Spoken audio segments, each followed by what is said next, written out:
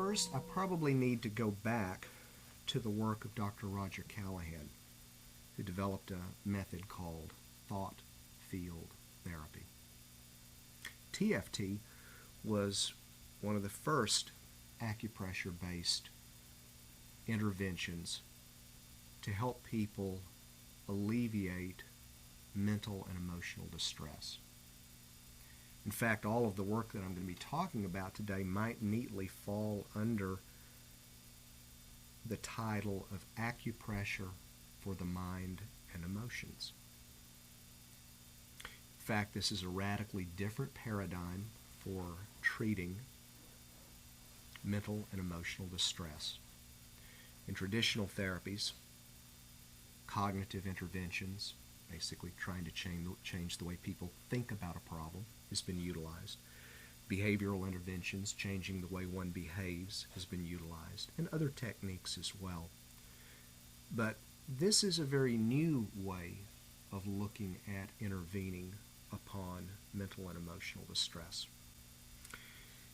In the late 70s, Dr. Roger Callahan was exposed to some work that some chiropractors were doing, and they had begun to experiment with the use of acupressure rather than acupuncture, actually just gentle pressure or tapping on an acupuncture point rather than using needles, to try to intervene at an emotional level. A friend of his invited him to a demonstration, and he was actually quite impressed with what he saw and took some training and began to work on his own then to experiment with and explore the development of a method which eventually became thought field therapy. One of the stories that he told when I took training with him a number of years ago was about a lady named Mary that he worked with. Mary was an individual that had a tremendous fear of water. And she had had this fear of water as long as she could remember. She did not like to bathe in it. She didn't like to look at it. She didn't like to drink it. She really wanted nothing to do with water. Dr. Callahan had tried cognitive therapy with her. He had been a cognitive therapist for 40 years and I think had worked at the Albert Ellis Institute in Chicago at one point. But he had attempted cognitive therapy as an intervention, and that wasn't working. So he had then was trying a behavioral intervention referred to as systematic desensitization. It's a fairly simple idea. It's a technique in which one behaviorally gradually begins to approach something that they feel a sense of fear about. And at the point that the fear begins to rise, they will do some relaxation exercises to try to restore a state of relaxation. The basic idea is that fear and tension and relaxation are mutually exclusive and they can't exist at the same place at the same time. So if you can get a person relaxed enough, that can help actually to desensitize their overly sensitive response to the object of their fear. He had invited Mary to his home where he had a large swimming pool. And the protocol was to see how close she could walk toward the swimming pool before that state of fear would begin to come upon her. Well, he'd never gotten her within 20 feet of it, basically, and it really wasn't going very well. So he was at his wit's end, and he asked her, he said, "Mary, would you be willing to try something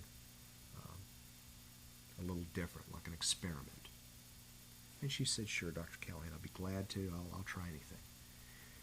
And what he asked her to do was to hold an acupressure point, a spot just below the eyes on the upper part of the cheekbone. And he asked her to hold that and to gently tap it while she thought about her fear of water. And she did so, and that went on for a few minutes. And then all of a sudden he reported that she stopped and said, "That's weird." And he said, "What's weird?" And she says, "That feeling that I get in my stomach when I feel this fear of water, it's not there." And while Dr. Callahan was thinking about this, she gets up and bolts toward the swimming pool. Now that freaked him out. He thought, "Oh my gosh, looks like she's going to jump in." His first thought was, "Mary, you can't swim, stop." And he yelled that out, and she just broke down laughing. And she says, "Dr. Callahan, I know I can't swim. I haven't lost my mind." But she said, "I may have lost my fear." And she went and literally sat down by the pool, and he reported that she dropped her feet in and splashed her feet in the pool like a little kid.